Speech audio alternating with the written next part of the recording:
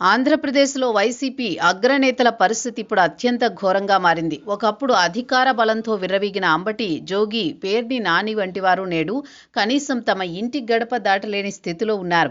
అంబటి ఇంట్లో పోలీసులున్నప్పుడు పట్టుమని 10 మంది కార్యకర్తలు కూడా మద్దతుగా రాకపోవడం ఆ పార్టీ కేడర్ ఏ స్థాయిలో నీరుగారిపోయిందో చెప్తోంది.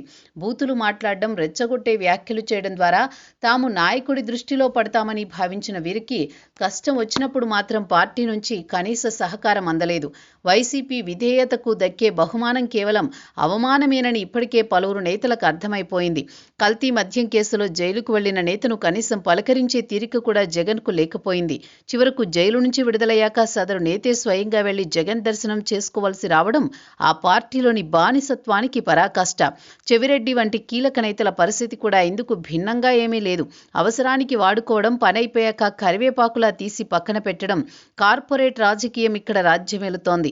నేత జైలులో గోడల మధ్య మగ్గుతుంటే అధినేత మాత్రం ప్యాలెస్ గోడల మధ్య ట్వీట్లతో కాలక్షేపం చేస్తున్నారు. రాష్ట్ర వ్యాప్తంగా వాలంటీర్లను రాజకీయ అవసరాలకు వాడుకుని రోడ్డున పడేసిన జగన్ ఇప్పుడు తన సొంత పార్టీ నేతలను కూడా అదే బాటలో నడిపిస్తున్నారు.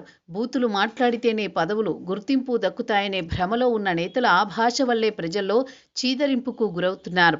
వ్యక్తిగత ప్రతిష్ఠ పణంగా పెట్టి పార్టీ కోసం తిట్లు తింటున్నా కనీసం నైతిక మద్దతు ఇచ్చే నాథుడు లేకపోవడం వైసీపీ నేతల దుస్థితికి అద్దం పడుతోంది.